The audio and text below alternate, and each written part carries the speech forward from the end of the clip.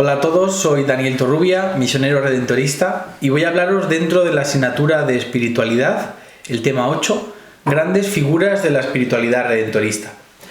A lo largo de los 290 años del carisma redentorista, han sido muchas las personas que lo han encarnado, que lo han recibido y actualizado, y que sobre todo siguen viviéndolo a día de hoy, en más de 80 países en los 5 continentes.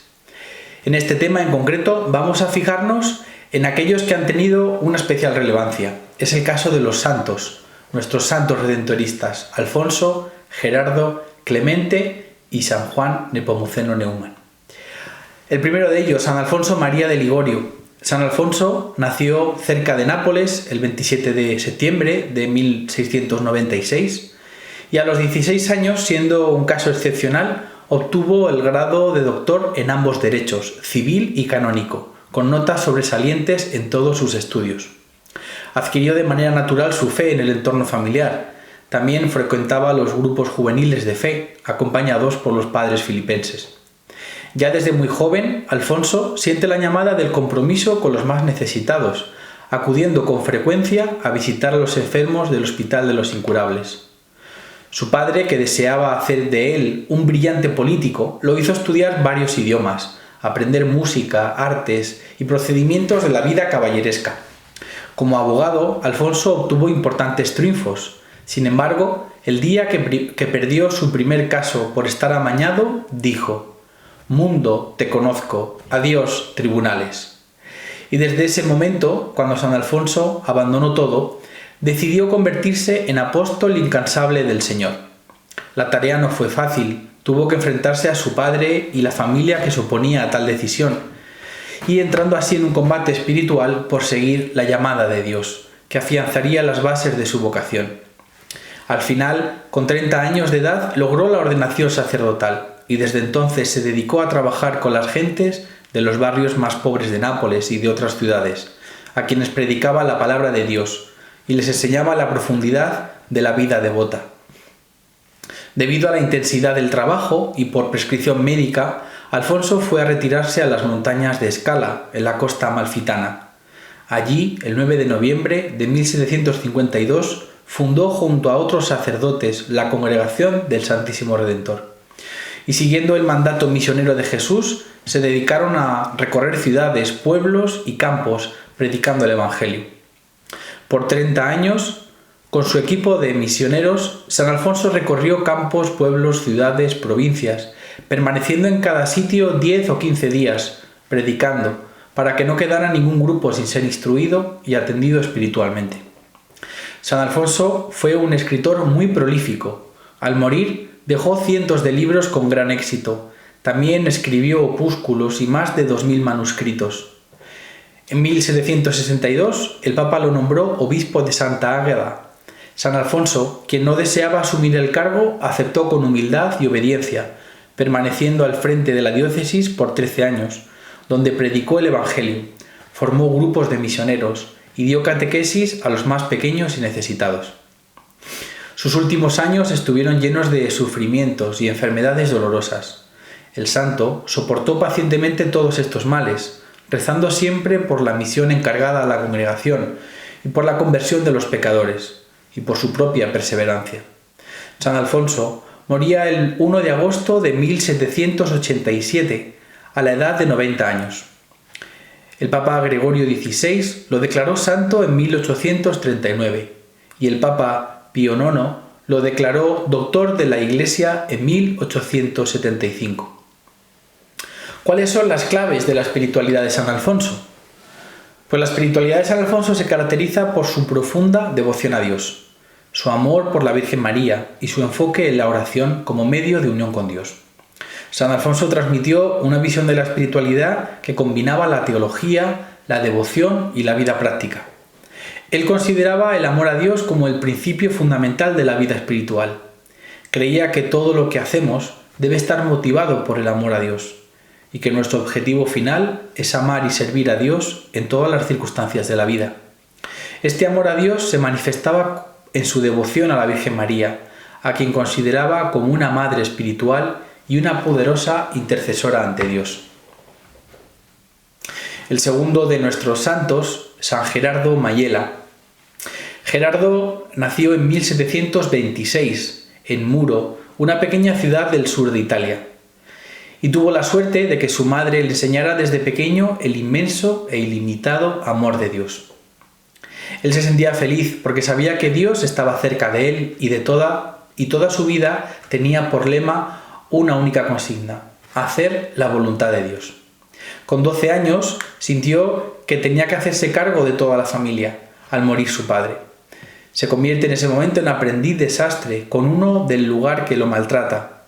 Tras 4 años de aprendizaje, justo cuando estaba capacitado para abrir una sastrería propia, entra al servicio del obispo de Lacedonia. Los amigos le aconsejaron que no lo aceptara, puesto que el obispo era un hombre de muy mal carácter. Pero Gerardo esto no le asustaba, y permaneció con él hasta su muerte, 3 años después. En todo este tiempo, Gerardo pasaba largos tiempos de oración, que se convertían en la fuente de su propia vida. En 1745, con 19 años, regresa a su pueblo, estableciéndose como sastre. Su negocio prospera, pero es poco el dinero que gana. Regala prácticamente casi todo lo que tiene, pone aparte lo que necesita para su madre y sus hermanas y el resto lo dona a los pobres. Para él la caridad y la solidaridad cotidiana son un constante crecimiento en el amor de Dios. Su deseo de seguir a Cristo le lleva a pedir ser admitido a los padres capuchinos, pero su petición es denegada por ser delgado y débil en salud. Los redentoristas llegaron a Muro, a su pueblo, en 1749 para predicar una misión. Gerardo participó activamente en esta misión y es conquistado por la vida de los misioneros. Pide ser admitido como miembro del grupo, pero el superior, el padre Cáfaro, lo rechaza a causa de su salud enfermiza. Tanto insiste Gerardo a los misioneros que cuando estos están a punto de marcharse de la ciudad, el padre Cáfaro aconseja a su familia que lo encerraran en su habitación. Con una estratagema que en adelante se seguirá encontrando un eco especial en el corazón de los jóvenes, Gerardo anuda las sábanas de la cama y se descuelga por la ventana para seguir al grupo de los misioneros. En la mesita de noche deja un mensaje a su madre: voy a hacerme santo. Recorre cerca de 18 kilómetros hasta alcanzar a los misioneros. Llevadme con vosotros, dadme una oportunidad y echadme a la calle si no valgo, les dice Gerardo. Ante tanta insistencia, el padre Cáfaro envía a Gerardo a la comunidad redentorista de Deliceto con una carta que decía: les mando a otro hermano, que será inútil para el trabajo. Gerardo se enamora total y absolutamente de la forma de vida que San Alfonso, el fundador de los redentoristas, ha previsto para los miembros de su congregación. Hace su primera profesión como hermano laico redentorista el 16 de julio de 1752. La etiqueta de inútil no le durará mucho, puesto que Gerardo desempeña todo tipo de servicios en la comunidad: jardinero, sacristán, sastre, portero, cocinero, carpintero y albañil. Además, sus palabras mueven el corazón de la gente en las misiones, comprometido con el anuncio de la buena noticia del Evangelio. Pocos santos son recordados por tantos milagros como los que se le atribuyen a San Gerardo. Lo más importante es que sus milagros son siempre para ayudar a los demás, y desde el comienzo se le atribuyen muchos prodigios a favor de las madres, protegiéndolas en el embarazo, ayudándolas a tener un buen parto e inspirándolas en la educación de los niños. Las madres acudían con mucha confianza a él. Gerardo veía en cada nueva vida un don de Dios que se debe cuidar y proteger. En 1755 le sobreviene una gran enfermedad. Sobre su puerta, en su habitación, pone el siguiente letrero: aquí se hace la voluntad de Dios, como Dios quiere y hasta cuando Él quiera. San Gerardo muere en el amanecer del 16 de octubre de 1755, en la comunidad redentorista de Mater Domini. Cuando muere Gerardo, el hermano sacristán toca la campana a fiesta, en lugar de hacerlo con el tañido de difuntos. Se cuentan por millares los que se acercan para pasar ante el cuerpo de su santo, y para llevarse el último recuerdo del que tantas veces les ha socorrido. Tras su muerte, se producen milagros en toda Italia, todos atribuidos a la intercesión de Gerardo. En 1893 el Papa León XIII lo beatifica y el 11 de diciembre de 1904 el Papa San Pío X lo canoniza, proclamándolo santo de la Iglesia Católica. ¿Cuáles son las claves de la espiritualidad de Gerardo? Pues San Gerardo tenía una profunda devoción a la Virgen María y la consideraba su madre y protectora. Buscaba imitar las virtudes de María en su vida diaria y la honraba con oraciones y actos de amor. Su relación con María fue una fuente de inspiración y fortaleza en su vida espiritual. Confiaba plenamente en la providencia divina, creyendo que Dios proveería todo lo necesario en su vida. A lo largo de su vida se encontró en situaciones difíciles y desafiantes, pero siempre confiaba en la bondad y el cuidado de Dios. Esta confianza le permitía enfrentar las pruebas con valentía y abandonarse profundamente a la voluntad de Dios. San Gerardo destacó toda su vida por su caridad y su deseo de ayudar a los demás. Era conocido por su generosidad hacia los pobres y necesitados, dedicando su tiempo y recursos para aliviar su sufrimiento. Su vida estaba centrada en el amor y en el servicio a Dios, a través del servicio de los demás, especialmente a aquellos que más lo necesitaban. El tercero de los santos que vamos a conocer es San Clemente, María of Bauer. San Clemente nació en Tauschwitz, Moravia, el 26 de diciembre de 1751. Fue el más joven de 12 hermanos. Su padre, que trabajaba de carnicero, falleció cuando él tenía 6 años. Su gran deseo fue ser sacerdote, pero su familia, siendo incapaz de pagar la educación necesaria, forzó a que fuera de ayudante, de panadero. Él, a pesar del trabajo como panadero, dedicaba todo su tiempo de descanso al estudio. Fue sirviente en un monasterio de Bruck durante 4 años y vivió durante algún tiempo como ermitaño. Cuando el emperador José II abolió a los ermitaños en Viena, fue a trabajar otra vez como panadero. Movido por la devoción y una vida de oración, peregrinó 2 veces a Roma antes de establecerse otra vez como ermitaño bajo la protección del obispo de Tivoli. En ese momento es cuando toma el nombre de Clemente, por el que hoy en día se le conoce. Una vez que retornó a Viena, después de su estancia como ermitaño, encontró trabajo en una famosa panadería donde conoció a 2 distinguidas señoras que se convertirían en sus mayores benefactoras, lo cual hizo posible que regresara a la universidad y completara sus estudios para ser sacerdote. En 1784, al final de una peregrinación a Roma, Clemente y su compañero de viaje, Tadeusz Hub, deciden unirse a una comunidad religiosa. Cuenta la leyenda que decidieron ir a la primera Eucaristía que anuncie una campana en la mañana del día siguiente. Y esta campana, que primero sonó en Roma, era de una iglesia redentorista. Los 2 peregrinos son recibidos en el noviciado en San Juliano del Esquilino. En la fiesta de San José, el 19 de marzo de 1785, Clemente y Tadeo se convierten en misioneros redentoristas al profesar públicamente sus votos de pobreza, castidad y obediencia. 10 días después son ordenados sacerdotes en la Catedral de Alatri. Fueron enviados a finales de ese mismo año para fundar una casa al norte de los Alpes. San Alfonso, quien todavía estaba vivo, profetizó el éxito de la misión. Pero fue imposible, bajo el mandato del emperador austriaco José II, fundar una casa en Viena. Por ello, Clemente y Tadeo volvieron a Varsovia. A su llegada a Polonia, el delegado apostólico les confió la iglesia de San Benón para que trabajasen entre la gente de lengua alemana residente en Varsovia. Los redentoristas aprenden esta nueva lengua y extienden su apostolado a la población que vive en la zona de San Benón. Clemente fundó un hospicio y una escuela para instruir a jóvenes. En 1808 fueron suprimidas con la casa de Varsovia y otras 3 todas las casas que Clemente había fundado. Los redentoristas fueron expulsados del Gran Ducado. Clemente, junto a uno de sus compañeros, volvió a Viena, donde durante los últimos 12 años de su vida sirvió como capellán y director de un convento.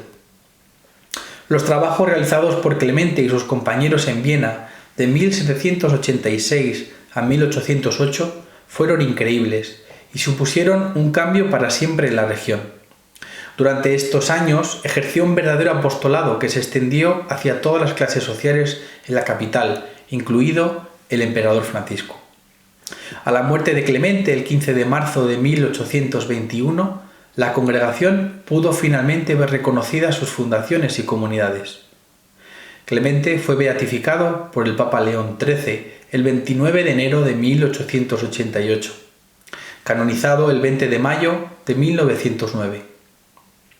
¿Qué hizo de Clemente un santo? Pues no hizo ningún milagro que pudiera asombrar a nadie. No tuvo ni visiones ni éxtasis capaces de impresionar. Tuvo incluso algunos defectos, un carácter alemán, irascible, tendencia a ser un poco huraño. Pero si se nos hubiera concedido estar algún tiempo junto a él, hubiéramos descubierto que era un hombre de fe extraordinariamente firme, un hombre tranquilo, de extraordinaria paz, un hombre capaz de trabajar por el bien de las almas sin fatigarse jamás. Característica principal de su santidad es la sencillez. Otras características suyas fueron la aceptación de la voluntad de Dios tal como se manifestaba, el hacer todo el bien del que era capaz. Llevó una vida de inocencia y de servicio, toda ella dedicada a la gloria de Dios y a inducir a los demás que lo sirvieran. Precisamente por el modo tan sencillo en que se hizo santo, San Clemente continúa siendo hoy, para todos nosotros, un modelo de santidad. Llegamos ahora al cuarto santo redentorista, San Juan Nepomuceno Neumann. Juan nació en Prachicka, en Bohemia, el 28 de marzo de 1818 y entró en el seminario en 1831. 2 años más tarde entró en la Universidad de Praga, donde estudió teología. Su preparación para el sacerdocio se completó en 1835, pero no pudo ser ordenado en su propia diócesis debido al creciente número de sacerdotes. Por lo tanto, se le ofreció hacer un trabajo misionero en los Estados Unidos. Más tarde fue ordenado sacerdote en junio de 1836. Fue asignado a las iglesias misioneras cerca de Buffalo, donde trabajó celosamente durante 4 años. Sintiendo la necesidad de apoyo espiritual, se dirigió a los padres redentoristas que acababan de llegar. Se convirtió en el primer sacerdote que entró en la congregación en América, cuando emitió sus votos en Baltimore, en enero de 1842. En 1847 fue nombrado superior de los redentoristas en los Estados Unidos, y durante su mandato como superior, la congregación atravesó un periodo de prueba y de adaptación a un contexto distinto al europeo. En 1850 los redentoristas de los Estados Unidos se convirtieron en una provincia autónoma. El padre Neumann fue nombrado obispo de Filadelfia y consagrado en Baltimore en la iglesia de San Alfonso en marzo de 1852. San Juan organizó un sistema educativo diocesano de escuelas parroquiales, nombrando a religiosas y hermanos para que enseñaran en ellas. Fundó la Tercera Orden de San Francisco para las hermanas, que fueron nombradas para enseñar en las escuelas. La Catedral de los Santos Pedro y Pablo fue una de las 80 iglesias construidas durante su episcopado.